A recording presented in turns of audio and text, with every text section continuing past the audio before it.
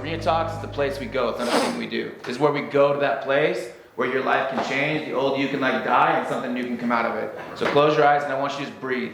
So breathe in deep and pay attention to your exhale. So especially if you're holding on to something in your exhale, like practice like smoothing that out. So deep breath in, exhale. And I want you to imagine what you want the speakers to like feel. They're bringing their pain and their struggle and their opportunity. Like I want you to give them. I want you to feel the feeling you want them to feel and bring. So whether it's awesomeness, whether it's presence, whether it's rad, whether it's like in the zone, out of their head, like so connected with their story. They have specific things they have thought about to specifically bring to this group right now. So breathe that in. Breathe it in. Yep. Keep your eyes closed. Yep. There's nowhere to be. There's nowhere to go. There's nothing else except right here, right now. Option to be here. All of you. All the way. No matter what. 5, 4, 3, 2, 1. Exhale. Open up. Okay. Mark is a family man. Father of 5 and successful business owner.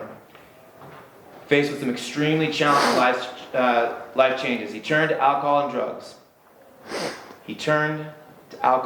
drugs. And his life spiraled out of control in every possible way. Over the course of 5 years, he lost nearly everything and almost ended his own life. Then, he found a glimmer of hope and a path to freedom through self-love. Through love of self. Forgiveness, accountability, and connection, he has been given a beautiful second chance and has reclaimed his life and his self-worth. We can do hard things, we can come back from the darkest depths, and we can choose our path, and we can change. Mark Christensen, everybody. I've been so nervous today, like nauseous. And then I got here and I felt calm. Can I stand up? Yeah, go. I don't want my muffin top to show.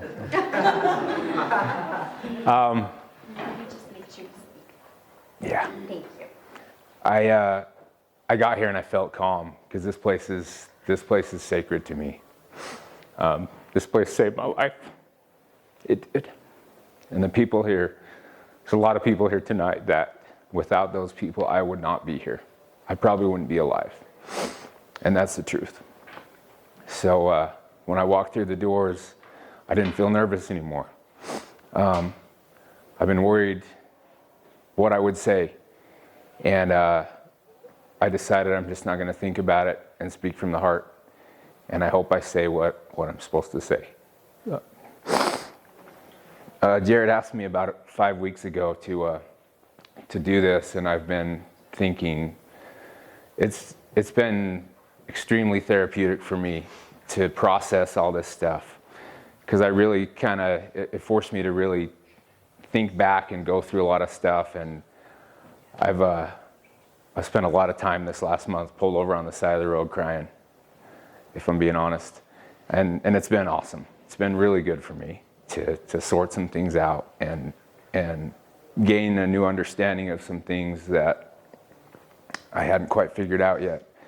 I don't dwell on the past a whole lot, but I think it's important to give you guys some context and also to help you see where I was and where I am now, and that it's possible. I won't dwell too long there, but I grew up a couple minutes from here, Lehigh, Mormon family, loving parents, had a pretty good childhood. I've had a pretty good and colorful life. Teenager, I started getting into drugs. I was curious. I was kind of rebellious, probably trying to hide from some awkward feelings. I don't really remember exactly why. It was just, it seemed exciting to me at the time, and started off slow like we do, and pretty quickly escalated to the harder stuff. I did that for a few years and really just felt empty. It wasn't a direction that felt good for me. My friends were moving on, doing things with their lives, and I was kind of stuck. I was the friend that always took it a little bit further than everyone else. They were done, and I wanted to keep going. And I decided I wanted something different, so I changed my life and I went on a mission for my church. I went to the Dominican Republic and spent a couple years there, and I loved it. It was such an awesome, life-changing experience. I felt super connected. I felt like I had a purpose. It was amazing. I got home to a lot of changes. My parents had gotten divorced when I was there, and I came home and I really quickly kind of lost that lust for life that I had. I felt awkward. I struggled to find purpose and happiness, and I went back to drugs pretty quick. And some good things happened. I started a tile business.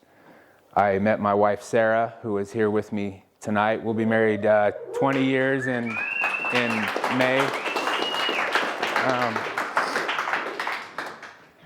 People are surprised when they find out we've been married for 20 years, especially after they hear what we've been through. I think it's pretty rare to make it that long at all, let alone after what we've been through, which I'll talk about. But she's awesome. I met her at Lake Powell.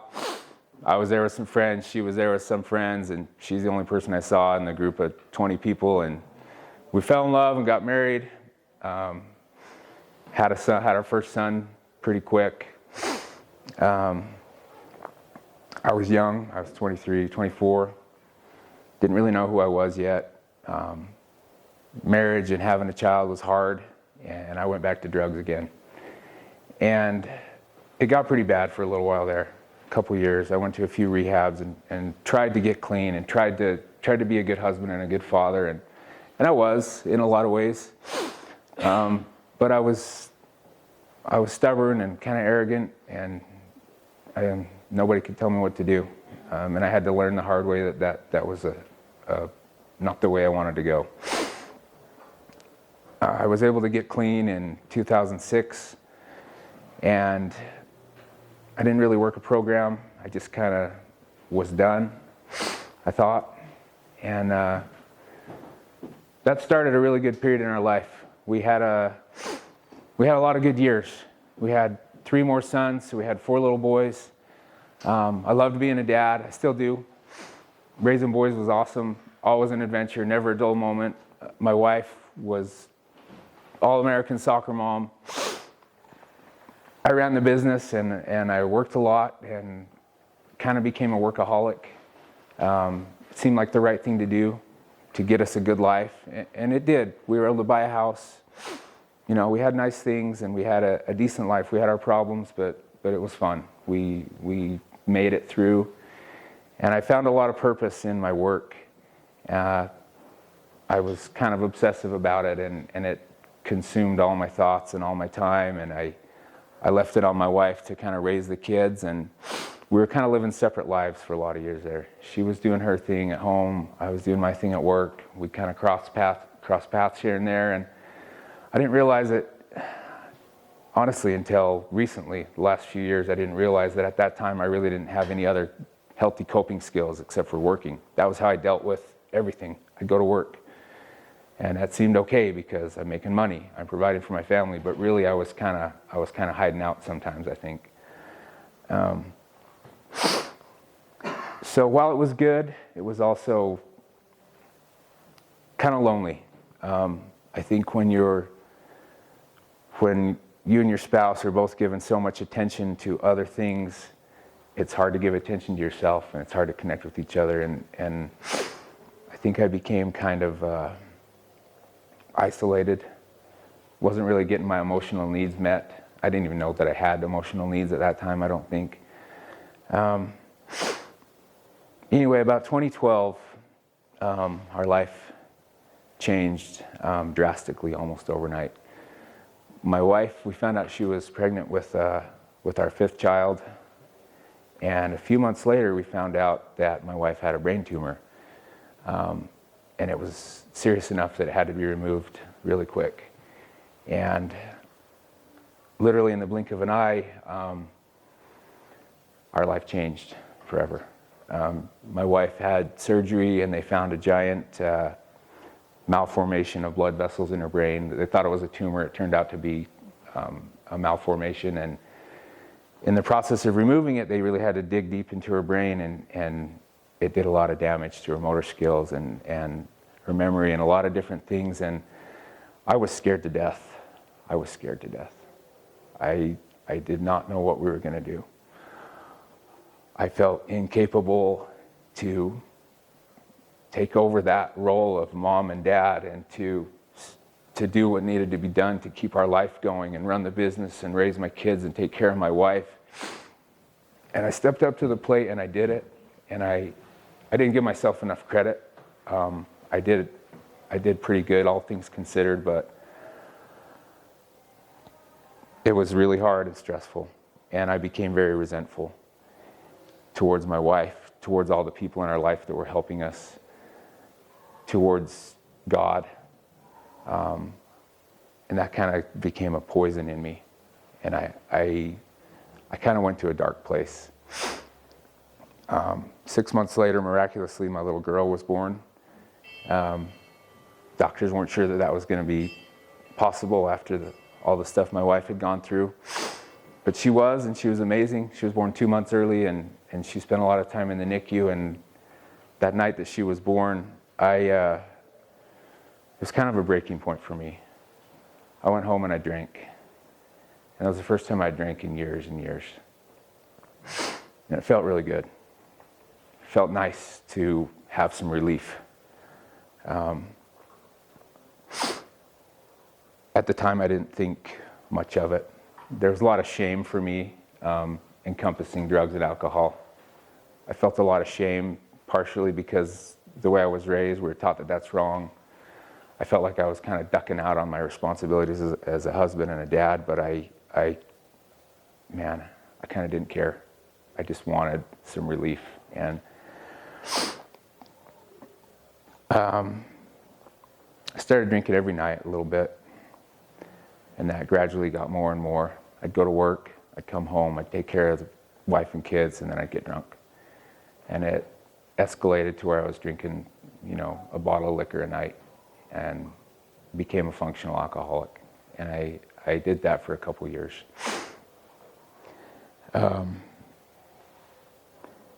2014, I found out I had testicular cancer. And honestly, I was kind of like, whatever. We've been through a lot of stuff. We can deal with this. The kicker is, after surgery, the doctor gave me some pain pills. And he told me, when you start this chemo, you can't drink. And I was like, well, I don't drink, so it won't be a problem, because we lie about stuff, right?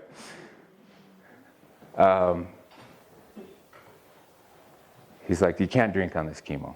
It's a deadly cocktail. And I'm like, oh my gosh, what am I going to do? I'm an alcoholic. I drink a bottle of liquor every night. I don't know what I'm going to do. But he gave me some pain pills. And I had a history with opiates. And I took them, and man, it took me right back. It took me right back to where I left off. And I knew that was not a good path for me. It had been 8 years since I had used heroin. So I took the pain pills, and I got another refill and took those, and I knew that I was coming to a point where I was going to have to make a decision. I need to stop this train before it gets worse, because I knew what my options were.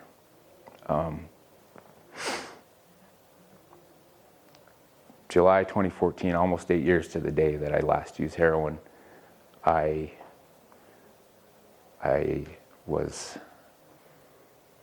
decided that's what I was going to do. I'm just going to get a little bit of heroin. I'll just do it a couple times just to kind of get off the pain meds. I mean, that sounds stupid even saying it now. It sounds ridiculous. But I had convinced myself that I was going to be okay. I had 8 years clean off drugs. I'll be all right. I can handle it. Yeah, that was not accurate at all. At that moment, I was alone in my car, and I was about to shoot up. And I had 400 people in my contacts list that I could have called that would have walked me through it and talked to me. But I was so disconnected at that point in my life. I had isolated myself from everyone that there was not a single person in the world that I felt comfortable calling. Not one. And not any fault of theirs. A lot of people would have helped me through that. I didn't want anyone to know. I was ashamed. I wanted everybody to think I had everything under control.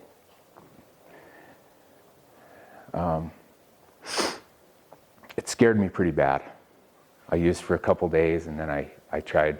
I thought, no, I can't do this. I had been a heroin addict before. I had been down that road.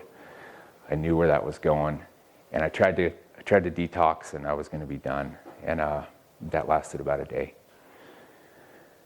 And I started using every day, and it escalated pretty quickly. I started adding cocaine, and we still had a pretty decent life at this time. I had a good job. We had a house. I had a car. We didn't have to go without. But that all started to change. I got in pretty deep, pretty quick. And I don't need to bore you with the details of the next 4 years because we've all lived it. Lying, manipulating, pawning my tools, stealing, letting down my children, letting down my wife, taking money, ripping off everybody, destroying every relationship that I had, falling deeper and deeper into that addiction survival mode where the only thing that matters is me getting high. Everything else is secondary to that at that point. And you want to stop, and I know it's wrong, and it feels so gross, and I hate it. But I don't know how to stop. I don't have time to stop. I don't have time to slow down. I've got too much going on. I don't have time to be sick for 2 weeks. I'll stop later. I'll try tomorrow. And that never happens. And I hate myself. I feel like everybody hates me. They don't. They don't trust me. They don't hate me. 4 more years, getting progressively worse. My family tried interventions. We tried rehab. I was never willing to change. I was so caught up in that lifestyle and so convinced that I could not change. I thought I was too far gone. I got to a point where I thought that I was too far gone and that I could not come back. And I wasn't willing to try because it was going to be too hard. And I was afraid of that.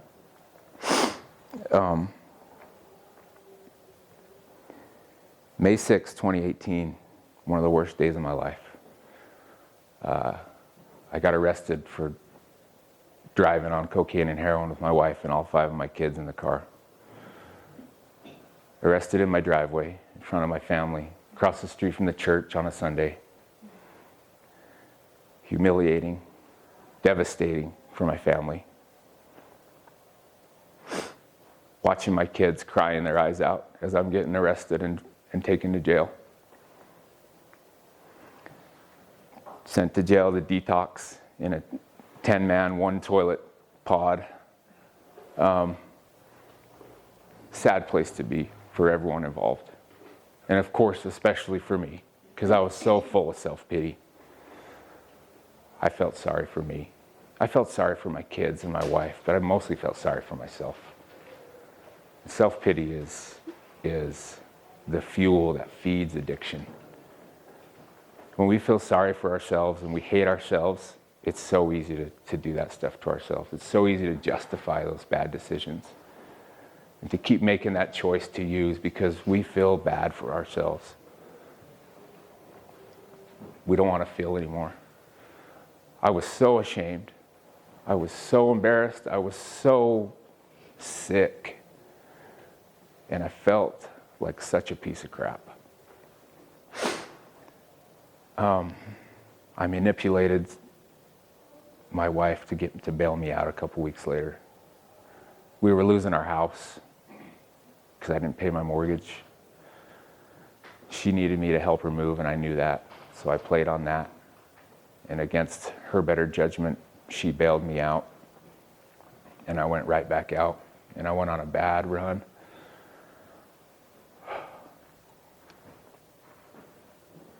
DCFS opened up a case against us because I endangered my children. And I knew that I didn't have much time before I was going to lose my kids. But I thought I could find a way around it. You know, I thought I could trick the system, because that's what we do. We manipulate. We think that we can beat it. We think that we can make everything work in our favor, and we can't. One night, my kids were gone.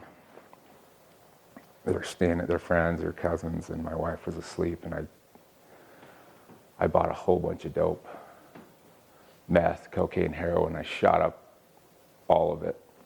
I locked myself in a room in the basement. And I don't remember really much else. I got really paranoid, and I tried to slit my throat with a carpet knife. And I woke up. Luckily, it didn't work. I woke up covered in dried blood, and I'm sorry if this is too graphic. I feel like I need to say it, because I used to be so ashamed of it. It was the most shameful, darkest moment of my life. But I'm not ashamed of it anymore. I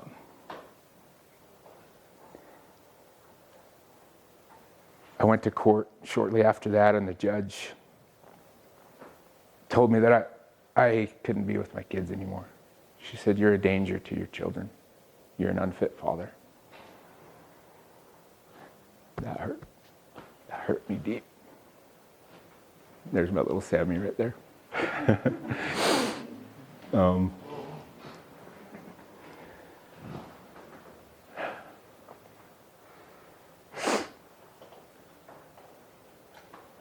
I was walking home from the courthouse. I don't remember why I was walking. I think I had someone drop me off there because I was afraid I was going to go to jail. And I couldn't stand to live another second in my skin. I could not live another second. I wanted to peel my skin off. I hate myself. I hate this. I'm so ashamed of what I've done to my family. But I don't know how to stop. I don't know what to do. I don't even know where to go. I'm in too deep. But I'm not willing to live another second like this. I'm either going to take my own life, or I got to change. Those are my only two options. And I knew that. There were no other options at this point.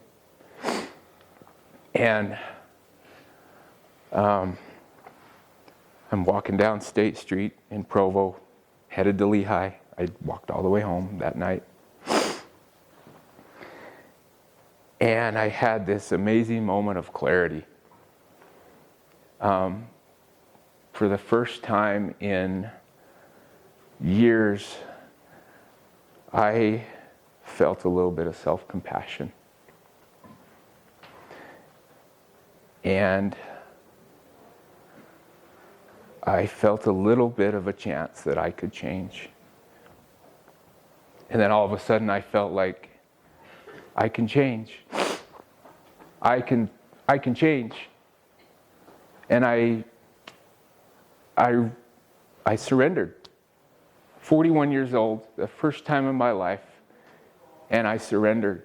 And finally, I was willing in my heart to do whatever I had to do. I had said I was a million times. I had told everybody in my life that so many times, I'm done, I'm done, I'm done. But I'd never actually felt it in my heart before that I was done until that moment. It was like I took off a backpack, a heavy backpack after a hiking trip, and you know what I'm talking about, when you put it down and you feel like you're floating, and it's like this weight had been lifted off me. All I had to do was surrender. And all of a sudden, the universe had my back. The reason nothing worked for me before is because I wasn't willing to change until that point.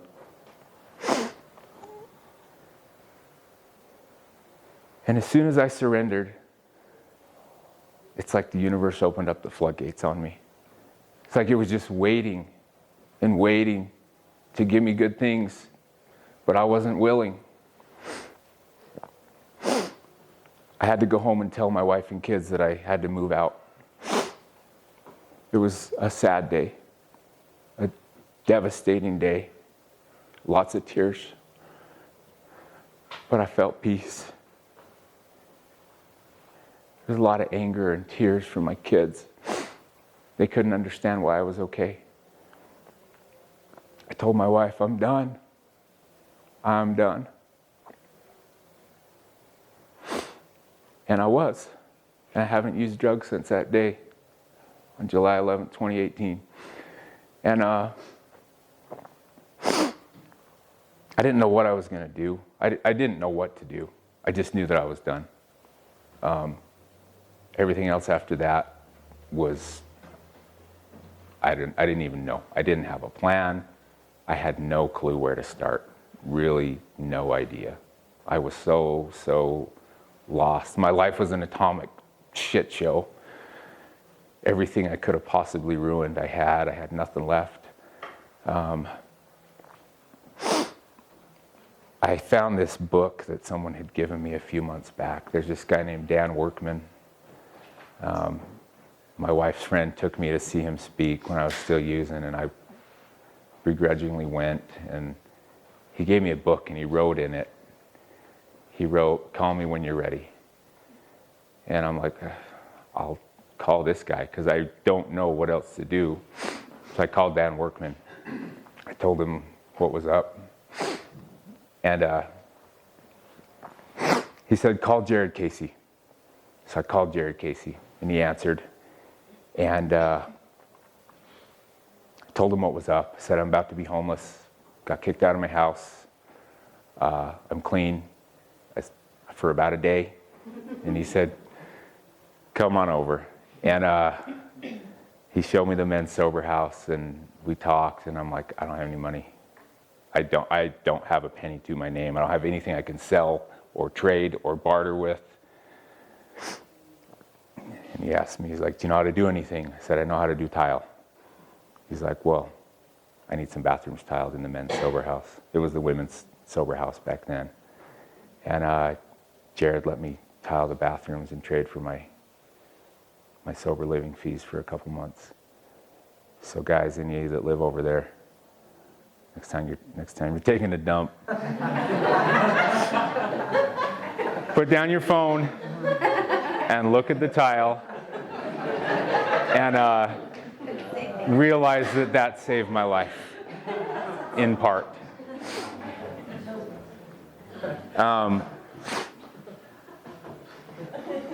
I really did not like myself. And Jared said, are you willing to let us love you until you can figure out how to love yourself? And I was like, yeah, I'm willing to do anything right now. I want my life back so bad. I don't want to die. I don't want to lose my kids.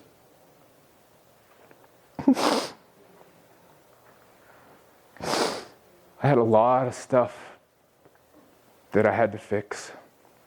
I had 9 court cases open. I had to deal with DCFS. I had to pee in a cup 4 times a week for a year. Lost my house. I was bankrupt. My business was shot. But the hardest thing that I had to do was to learn how to love myself again. Absolute hardest thing that I had to do.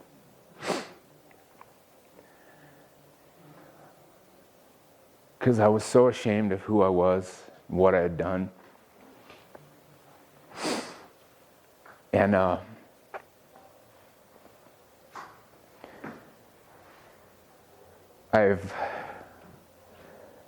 could go on for hours about this topic, but the thing about shame is holding on to it serves us when we're using. But when we're ready to change, holding on to that shame does not serve us anymore. I picture it like a big piece of bark. You pull it off a tree in the woods and float it down the river. You guys have probably all done that at some point in your life. And that shame, it's just like that. You just have to let it go. And sometimes I pull it off slowly, and I carefully set it in the water, and I watch it go down the stream. Sometimes I just rip it off and throw it. Sometimes I peel it all off and build a big-ass bonfire with it. But I'll tell you what I don't do with it anymore. I don't put it in my backpack. I got better shit to do with my energy than carry around a bunch of dead weight.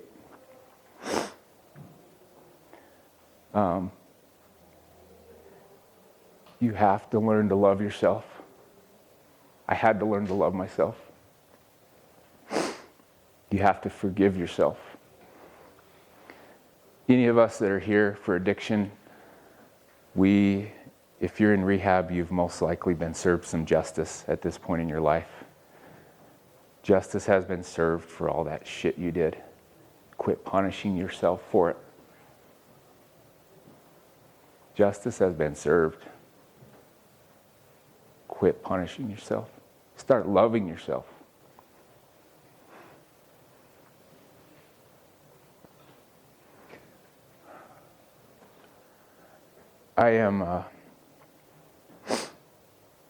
I'm so grateful to be here. I'm so grateful to be alive. Today I love myself. I like myself. And when you start to feel that way, it's so easy to connect with people. Connection, self-love, and accountability.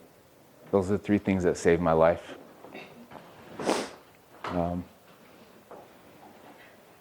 hope that you guys can find what I've found. And really, I didn't do anything special. I just showed up, did what I was supposed to do, and forgave myself. And I made friends with the right people. Man, there's some people in this room who I love so much. And y'all know who you are. I love all of you. But I'm so grateful to have this place. I don't really know what else to say. Thank you guys so much for letting me connect.